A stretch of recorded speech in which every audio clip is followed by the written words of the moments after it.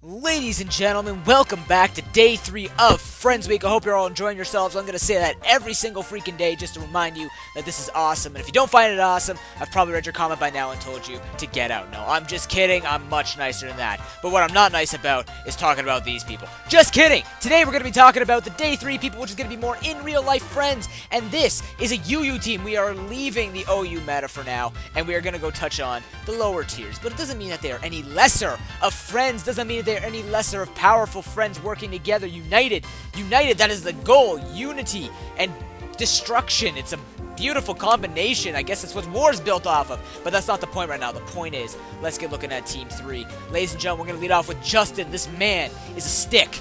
Okay, he's even more sticky than Chen.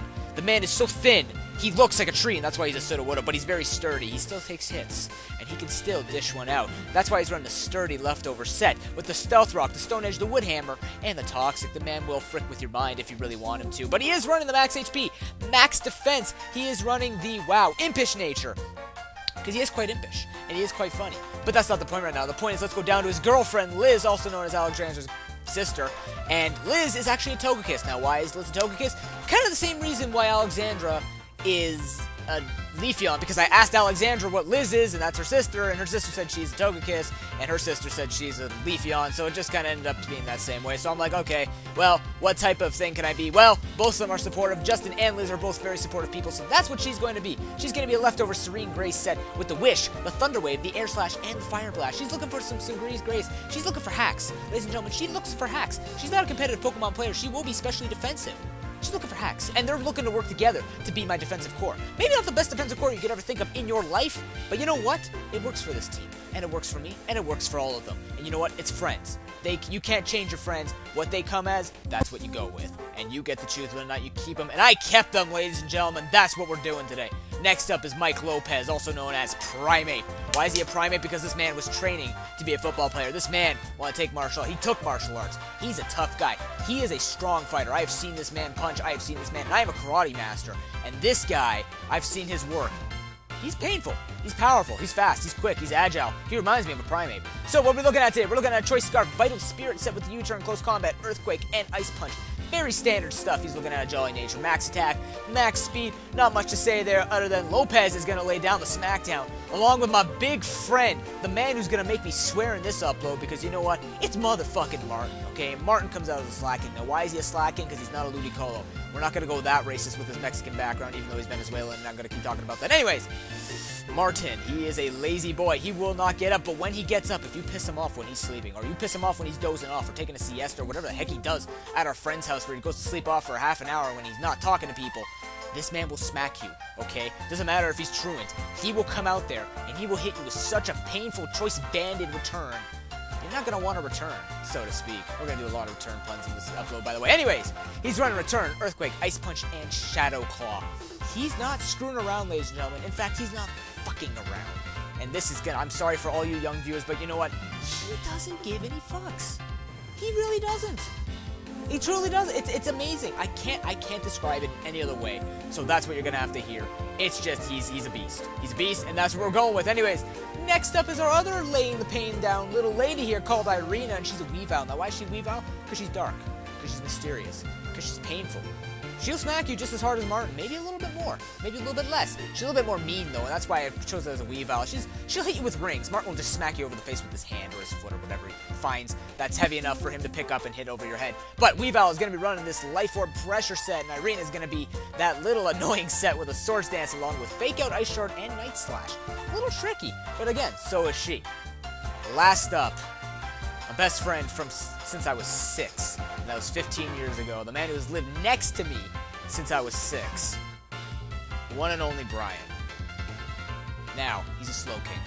He truly is Slow King. Because he will not necessarily get everything on the first try. He's not necessarily the smartest man in the world. As you can see with his 48 speed investment, but minus speed nature. The man is brilliant, though. He's a really smart guy. You might not see it right away. Once he starts telling you all the stuff that he knows, you'll see it, and that's why he's running the Regenerated Leftover set with Thunderwave Scald, Dragon Tail, and Calm Mind. Why do you think he's minus speed? So much to remember, slows him down a little bit. But you know what? he'll get you.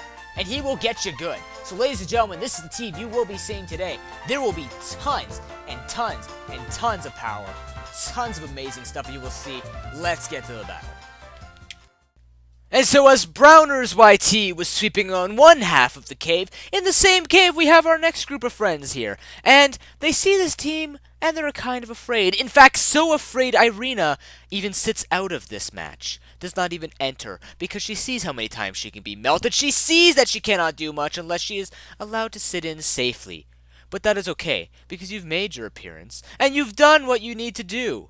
Look scary. Yes, that's what you were meant to do. You're meant to scare people. But what is not going to be scared is the lead, which is going to be Liz. Liz figures she can take on pretty much all the Pokemon as Virizion comes in, and Virizion is scared out. So Porygon 2 coming in. She was a little afraid that the Nidoking might come in, predicting a Thunder Wave, but you know what? Didn't happen. And now she's going to proceed to try and hacks. As the hacksy little person that she likes to be, she doesn't play meta, she just likes to get the hacks, and she thinks that's how you can win. Well, you know what? It's working so far, because Porygon 2 cannot do a thing. But after third air slash, Porygon 2 says no more, and Liz, what she has done to the team so far, has now been fired back at her. Porygon 2 suffers, now she suffers with the paralysis from the discharge. But now, he's going to switch into Nidoking. Ooh. Liz doesn't like this, but she knows she's specially defensive. She can take the hit. Whatever he wants to go for, the Thunderbolt comes up. It doesn't do a lot of damage, so she's just going to go for the Wish. Now, instead of staying in, she's going to pass it off to the big boy, Martin. And Martin, like I said, doesn't give zero fucks. And he's just going to come in, heal up fully. He's going to go for the Earthquake foolishly when he could have just easily went for the return. But you know what? You live and learn. Martin's new to this. He just knows super effective means good. Well, you know what, Martin? Not necessarily. So Martin's gonna go here. He's truant. It's okay. But he sees the morning sun. He goes, defensive Arcanine? What? So now he's gonna have to switch out. Doesn't want the Will-O-Wisp. But now Liz is gonna come in, knowing the Will-O-Wisp is firing at her face. Takes it because she's paralyzed. Doesn't matter to her. She just wants to get a paralysis off. She wants to cripple these people. Ladies and gentlemen, he's gonna go for the Flare Blitz. They're supposed to carry Flamethrower. You really watch Elo? They carry Flamethrower, not Flare Blitz. You man said you took it from Elo. That's not Elo. That is definitely not Elo. I saw Flamethrower. But anyways, Justin's gonna come in. Go for the Toxic. Try and get it on that defensive one. But Ambipom, because it's gonna come and take some Toxic. That's okay. But then this trick happens. The Comet. Now, I thought this didn't work on Wi-Fi. I really didn't think this worked on Wi-Fi. So, I don't know. But apparently it does, and I'm going to use it, by the way. But Justin just proved, after being stolen from, that it is going to work. So thank you, Justin, for improving my Pokemon knowledge. But Virizion's going to come in. He just goes for the Stone Edge. He just wants to smash people's faces with stones. Is that a big problem to you, everyone? Is that a big issue? He doesn't care. He's just going to switch out. He's going to pass it off to Lopez, the big Lopez, as he goes for the Virizion goes for the substitute.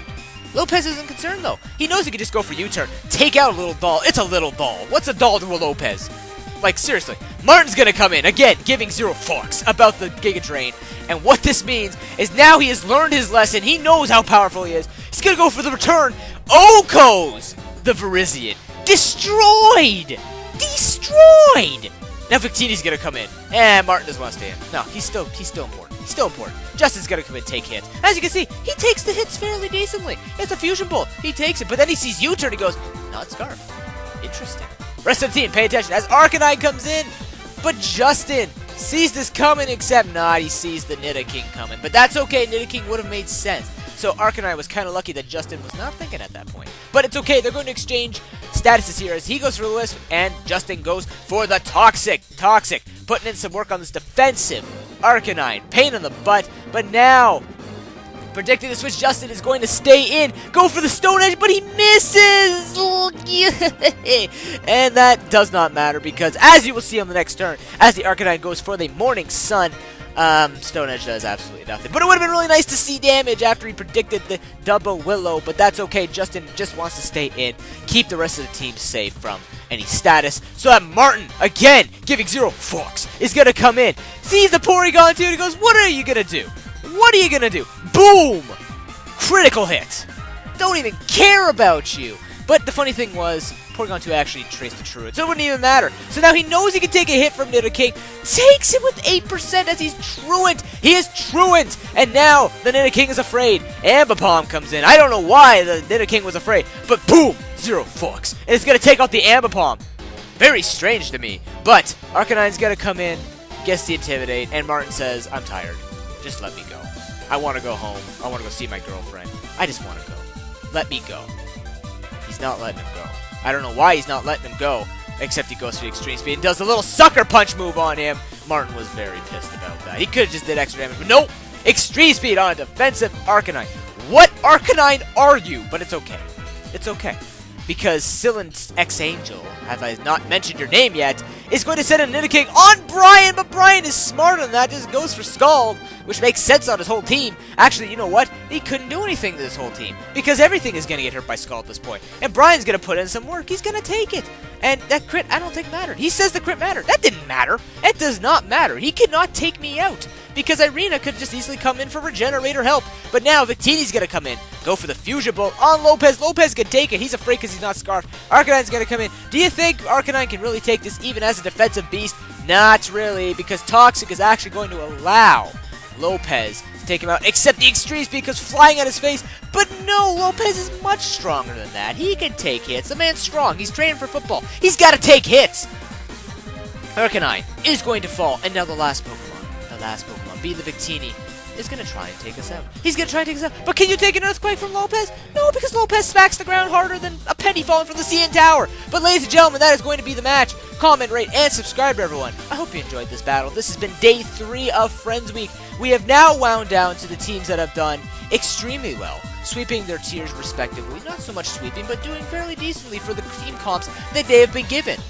But what happens with the rest of the friends? Tune in tomorrow to find out. Peace.